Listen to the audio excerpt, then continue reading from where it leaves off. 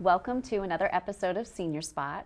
My name is Jenn Quinn, and I'm so pleased today to have Anne-Marie Rowse, who is going to tell you all about her exceptional business, which is called Senior Care Advisors, and what she does to be able to help people navigate the very tricky and cumbersome world of senior care. So welcome, Anne-Marie. I'm so happy to have you here. Yeah, thanks, Jen. Good to be here. Excellent. So, owner and principal of Senior Care Advisors, and then after your name has many, many initials. So start by telling us all about all the initials that come after your name. Oh, goodness. In a nutshell, I think I have a Bachelor of Science in Rehab.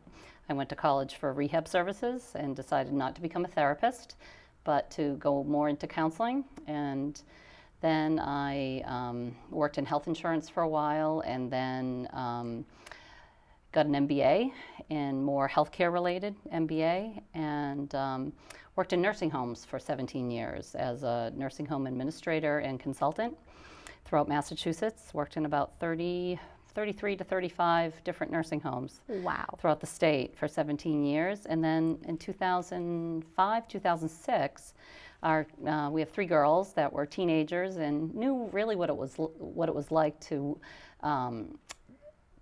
be in the nursing home field, and knew the dedication that was needed. So I wanted to be, locally and closer to my children who were growing up. Didn't want to miss those years. So I decided to start slowly with my own care management practice in the towns of Harvard, this area, Westford, and probably about 13, 14 surrounding towns, and been doing that since 2006. And during that time, I've also become a chaplain. Wow, you're a busy lady. Yeah, I am a busy lady. But, a very busy lady. But sort of accumulating, it's all about quality of care for elders, and families call me looking for that sort of that avenue to help their parents, grow old and maintain their health as much as possible, or if they have declining health, really choose the best options, the quality options for them. So that's really what I do, and I bring my chaplaincy into what I do, and I'm also a per diem chaplain at Leominster Hospital. Wow. Yeah. Beyond busy. I know. Beyond it's wonderful. But it's all helping. But it all comes together too. Right. So I'm gonna actually have you break it down, the different segments, because I want people to really understand all the different pieces that come together in this wonderful puzzle. But Senior Care Advisors started it in 2006. Right. And when you started it, obviously you have a vision that people needed more care management services, meaning that there are a lot of difficult decisions to make, and you help them by making decisions, by giving them different options and things like that. So let's start with what exactly, your title is. You are either a certified care manager, or now the new term is aging life professional. Right. So take us down the path of what is that? What is your mission? What is your job? What is the key role that you have? Okay. Really, families hire me. Okay. If that makes sense, to help them with situations for their parents or their loved ones, or their, even some people with their neighbors that are really struggling with, like I call myself really a placement specialist. I even hate saying that, but it's really because I've worked in nursing homes, and also during those 17 years, I worked in assisted livings as well. Okay. So there are very different nursing homes, and there are very different assisted living. So, when people are looking, what are the options? Okay. And what are the prices? What are the costs? Because I have an MBA, I sort of look at things, from what can people afford perspective. So a care manager really helps people with all those options. Every family member and every elder themselves. The elder is really my client. Yes. But a lot of times the families are the ones that hire a care manager because they need to be educated. I tell people you can get as many degrees and as many letters after your name as you can, but nobody really teaches us how to care for our aging loved ones. True. So that's where all those pieces come into play, where, okay, these are the options out there, then let's discuss. So I use all my counseling skills to really do that, and that's where. And for sure, families need counseling around this. It's a very emotional. It's an emotional. It's it's a touchy subject, and sometimes with families, it can feel like some decisions might be biased. Some decisions might have, some ulterior motives behind them. So having your professional, unbiased approach makes a big difference. You're not making a decision to benefit yourself. You're really truly looking at the individual and what makes most sense for them, where their home can be and what they can feasibly afford to maintain a certain lifestyle that they're looking to maintain. Right. And as someone health changes, especially with people that have dementia, their personality changes too, and that elder may not be making the right decisions. So how do you even navigate that with a family member and the elder themselves? Because say if it was yourself and your parents, you're still the child. Right. No matter what, you're still the child. So it's kind of like I'm sort of that unbiased person in between both. So our professional organization, it's changed our name, so it is Aging Life Care Professionals. Right. And I should mention that it was prior, it was referred to as GCMs or geriatric care managers, because I want people to understand that the role is the same. is synonymous. Right. Okay. But I think it was because a lot of care managers don't just work with elders. Okay. They work with, all different parts of the aging process, so it's not just a geriatric care manager. So I think interesting. And that was maybe the push behind removing that word. Okay. Right. That's just my opinion. I could ask Emily, who's the head of our, who started with the changing of the process. It's been a little confusing. Okay. But we're still certified GCMs. Okay. We're still certified geriatric care managers. What does the certification assist with, or how does that differentiate you from someone who just says, like, if I were to say, I know a lot about this, I can do this. I can do this. Hang up my shingle. Right. So what differentiates you? There's a lot of years behind us that that we have to have credentials for. Like I've worked in the nursing home field for 17 years, and I think the new regulations are either you have to work under someone for 8 years or part-time or 3 years full-time. I haven't looked at the regs. Because you're far beyond it. It really doesn't apply. A while. Been certified since 2008. Okay. I think I did become certified in 2008. I had all my credentials for that. And what else is good about that is that it's a credentialing where you really have to get continuing education credits. Yes. For those 2 years before you're recertified. Well, and things are constantly changing. So you need to stay on top of it. You say as placement specialists, well, the placements and the regulations and the requirements around those placements change so often. You have to be constantly educated and updated. Yep. And even in the hospital, I think, people say, why did you become a chaplain? I said, because I really wanted to, so I sort of say in my retirement, because I see so many people, it's like, what are they going to do in their retirement? Like, where do they want to go? Some decisions that people make when they're frail are different than the decisions that they say, gosh, I should have done this years before. So I've learned a lot from my clients. Yes, yes. So when I retire, I want to be a chaplain, but I am a chaplain now, you've working got a head start. Very part-time. Yes. Because I do have a pretty busy, pretty business, pretty. Your caseload is large, busy, because we have obviously increasing population of aging, people, and being an aging life professional. That's, the placement specialist, I do want to dig a little deeper, on that. So because you have the benefit of actually having been a professional in those settings, it certainly brings, a different perspective and certainly a wealth of knowledge. So when you say placement specialist, what types of placements are you thinking about? When you're presenting something to a family, here are some options. So tell me how that works. Okay. I think I probably have a few different scenarios. One would be is a family that calls me and says, this is what mom has in her monthly income. Okay. And this is what she can afford. And then I dig deeper. So it's like, but she really is, is in her home. She really needs more assistance. The home care bills, are just too expensive, or we need to sell her home in order to have her live the lifestyle that she wants to live, going forwards. How can we do that, Anne Marie? So I really look at the whole picture on what she can afford and what she can't afford. And then from there, like, you can Google anything. Sure. Now you can Google, see 5 stars, 4 stars, 3 stars. But I really go deeper than just the Google search. Well, I know firsthand that you have personal relationships in terms of, you know the places that you're actually making suggestions or Right. recommendations Right. too. You know the people there, which has to be extremely comforting Right. to the families you work with. Right. You're not just pulling up a Google search. Right. You know the inside and out of these Of the process. options Right. and the places. And the process really is really look at those financials, and what people don't even know, like people think, well, we hire you privately, you're not part of the state funded service, or because we are private pay folks, but yet we really find, they say, well, you must work with the richest of the rich, and we really don't. The Oh, people, I know you, again, firsthand. I know Right. you don't. I've had the pleasure of referring, clients of ours to you to help them navigate through Right. the process and all the different choices. And it's not that. It's regular, hardworking people that.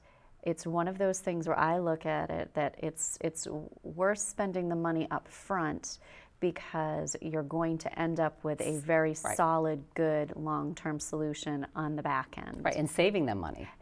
Yes, exactly. back So end. that's kind of the Right. bonus of it, is you actually save a lot more than what you necessarily even put into it. Right.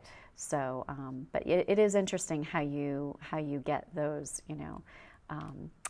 you get that reputation of, oh, only certain people would use this. Where I'm finding it's more now, the referrals that I'm giving is definitely more people that are your regular, hardworking, middle class people Right. that need to stretch the dollar Right. for as long as they can, in the way that they want to. And I work in two different scenarios too, Jen. It's like some people, like I call myself as the owner of the business, a placement specialist. I have a social worker, an MSW that works with me, actually for me, but with me, Yeah. and a nurse as well. So because I run the business, I call myself a placement specialist, which is really short term. I mean, once the person is placed, or if the family, everybody agrees, they go. They don't really contact me again unless the situation changes. Right. So it's not like you're hiring a GCM, a care manager, forever. Right. But I have had those occasions where, and a lot my nurse has, and my social worker has, and I have too, where there's longer term commitment. Well, and I would think with a nurse and with a social worker, it's because it's pertaining to needs that they have that are medical, Expertise, right. or maybe some sort of emotional piece, or Right. that they would need to have that ongoing relationship. Right. So it's wonderful that Senior Care Advisors has not just you and all of the things that you have, but also the social worker and a nurse Right. on staff. That's important. It Right. gives all the different options of things that might necessarily be needed, which Right. is, you're not just bringing one thing to the table. But let's segue now into Okay. your chaplaincy. Okay. So that is something that, I know other aging life professionals, and that's something that's extremely unique to you. And just wonderful is, your chaplaincy, and I know that you say that's, for retirement, but I know you're in full swing of using those Right. skills in your practice, current right. role now. Right. It's really care and compassion, and really really deep listening, and I really feel it's a gift, And during my training, I was trained up for 2 years actually on a part-time basis up at Holy Family Hospital, 4 units of clinical pastoral ministry, and taking courses at Boston College, several courses, but I'm incorporating that into my practice.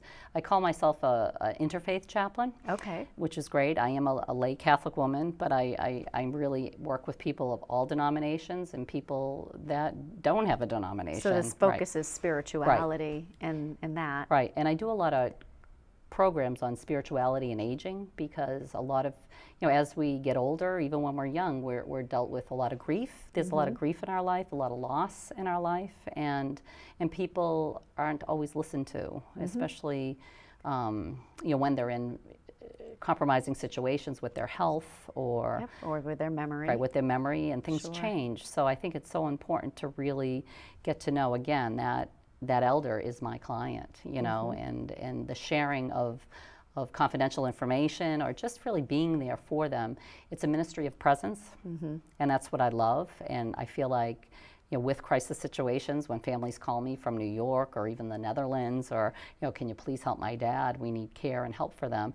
It doesn't happen automatically. You Right. need that gift of presence, that gift of patience, that gift of listening. So I'll, you know, I tell people, you don't have to pay me for that. You know, you can just call me. That's like part a of the package that's deal. part of the package. Yeah, I mean, just call me. Which I think makes it such a holistic approach, you know, because often that piece is not a part of it, and that is a gift that you have and you bring to working with your clients and their families. It's a unique gift, and I think a lot of people, especially of this generation or these generations that are aging now, it's something that's a very important part of their life. Right. And I love that it's interfaith, because it's, you know, you're able to speak to and provide that spirituality connection with anybody, Right. Which so often is lacking and wanted. You know, so that's, you know, that to me is a big part of what you bring along with your practice. And during my practice, before I decided to become a chaplain, you know, or to even go to, you know, to be trained, you know, and do a clinical program in a hospital for 2 years, as well as taking different courses. What was important to me is I just felt like with my clients, you know, I call them miracles, you know, miracles kept happening. I said, oh my gosh, how did I get that mother into that assisted living that she's only paying X amount for each month, you know, or how did I get your caregivers, you know, in there that, you know, I just saw one of my clients today that just absolutely loves your caregiver, and she's going on vacation and she's freaking out because that caregiver is so good to her husband that has Alzheimer's, you know. So that those, I call those the miracles that happen, and I feel like they happen all the time, you know, maybe not 100% of the time, because you have those challenges, and life is full of challenges. But a lot of it too is your hard work, your expertise, your background, your knowledge, and, you know, but yeah, it's nice that you think of them as little miracles and coming together so nicely. I mean, not everything does. Right. But, you know, so that kind of brings me to wanting to inquire about some success stories. You know, I know you have a lot of them, but, you know, what's one that you could share with the audience that would really paint a picture of what you're able to do, and you know, and how you're able to really help people age and make those choices and make the placements and make the finances work, and how you pull it all together. Well, I can think of one. I'll talk about a placement story right now. Is several people think that you go to assisted living, you have to just pay X amount, and I can't afford that. I absolutely can't afford that X amount. And either the loved one is living with them. I've had several success stories in this way, living with a son or daughter, and the son or daughter saying, oh my gosh, you know, mom or dad are just with us temporarily.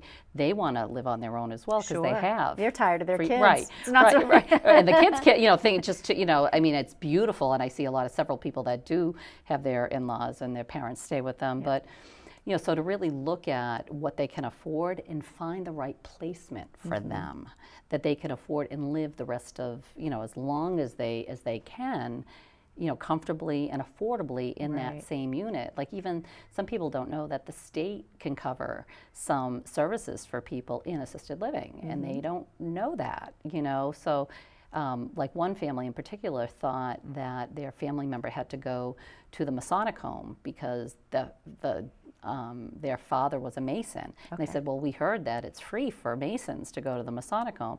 The Masonic home for them, wonderful place in Charlton, Massachusetts, you know, where, you know, but almost an hour away. Right, which makes it hard for the family. Really hard. So they were able to stay locally, you know, in an assisted living and anyway, I called the Mason home. They said, well, we don't have that particular program anymore for them.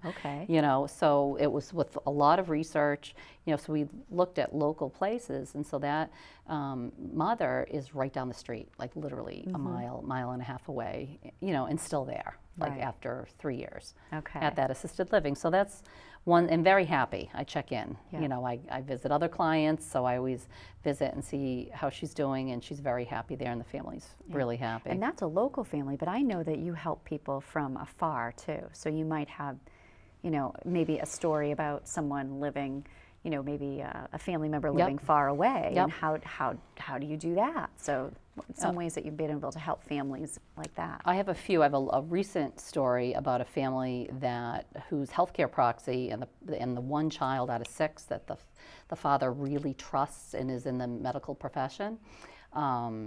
is the healthcare proxy. She lives in California. Okay. And so I was able to get a caregiver, in the Fitchburg area for this man who has beginning stages Alzheimer's, not ready to, so it's very tricky. It's a very complicated situation.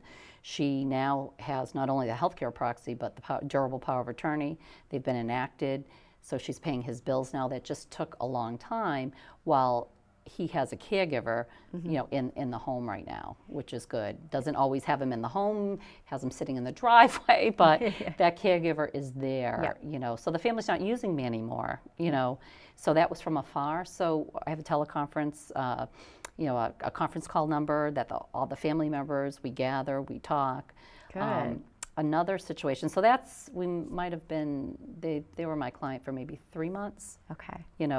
Working with an agency, the caregiver's in place, and they may use me again when the situation changes, if he needs placement. Right. Right. Well, which and he then might. they've already established a really trustworthy, connection with you. It's going to make it easier to pick up the phone to say, okay, now we're on to the next part of what we need to do. Let's call Anne Marie again and see if she could get us into the right situation. Exactly. And then another family I had, their dad was my client for like 5 years. Really? Right. And my nurse helped, which was tremendous because I can't do it all, owning my own business plus. Well, plus, I mean, there's a certain area of expertise that an RN can do that we can't. Right.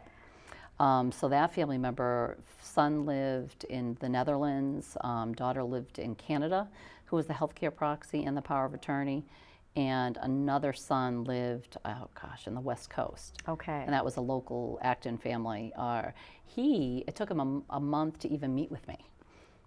Didn't let the police in, didn't let anybody in his house, again, beginning stages of dementia, but we ended up just having an incredible relationship, and he was able to, in his last days, really die with dignity and respect and care, and he was impeccable and just wonderful. Yeah, and the family was very happy because they lived really out of the state and out of the country, so that was a 5-year relationship. Wow. Not every day for 5 years, but lots of phone calls, a lot of conference calls, a lot of visiting, a lot of scheduling. Well, because I'm sure over the course of 5 years there were a lot of changes. Right.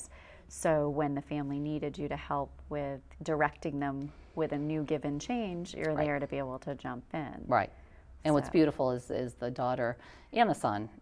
One son wasn't as involved, but we still have a great friendship and a great relationship. And that's part of the chaplaincy. It's like you continue with those relationships and that trust and that love, really. Yeah. Because, I feel like the day that he passed, I was out of town for that weekend, and it was on a holiday weekend. So the day I came back, they said he may not, so he waited a day. And for you. Yeah.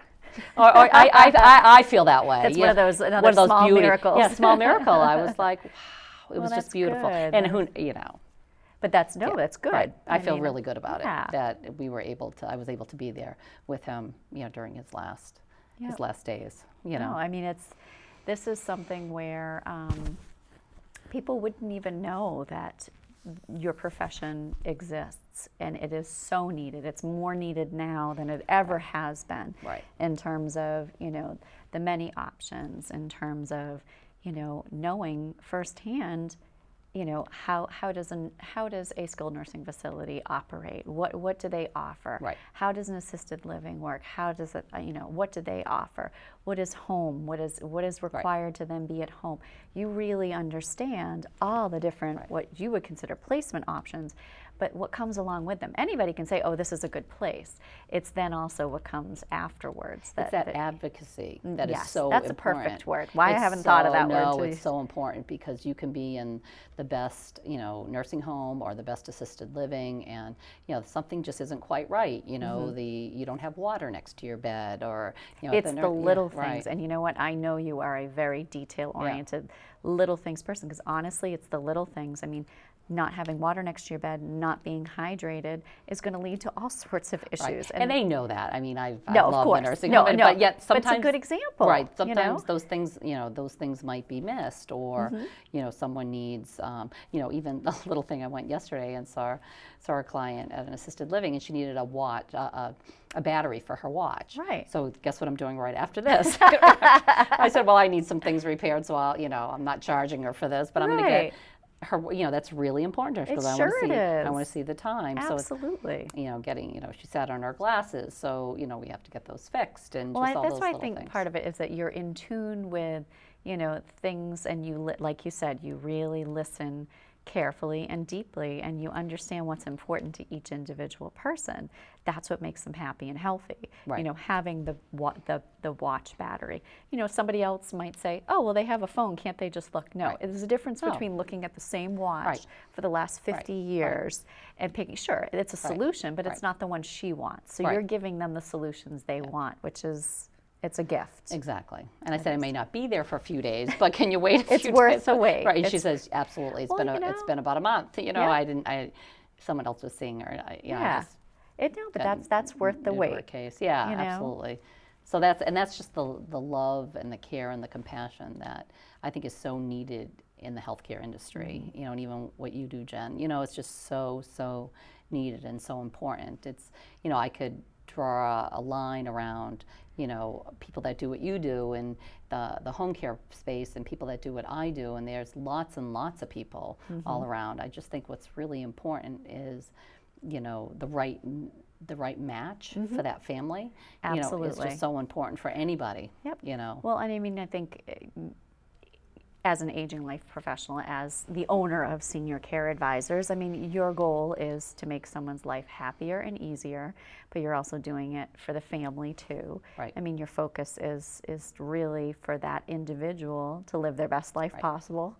And it takes a lot of hard work, and it takes a lot of background information, and I think that's what, prior to 2006, to me, you've been in business for 11 years and you've had all this experience, but it's all of the years of 17 years of being in a nursing home and all of the other in assisted living, all of that kind of led you to where you are today. Right. Exactly. And that's what makes you such a well-rounded professional, in my opinion. But it's fascinating to hear. And I love the fact that, you call them small miracles. I love the fact that even a battery watch, that's important, and you pick up on that. So that's what makes you special and unique. And I'm so glad that you do what you do, and that I can refer to Senior Care Advisors, because it really is a service that everyone should look into and find out where their loved one could happily be with your guidance. So thank you for coming and being a guest today. Thank you, Jen. Excellent. And I always say, at the end of my business card, it says peace of mind for the entire family, and that's my hope. Love for it. People. Peace of mind for the entire family. Yep. Excellent. Thanks, Jen. Perfect. Thank you.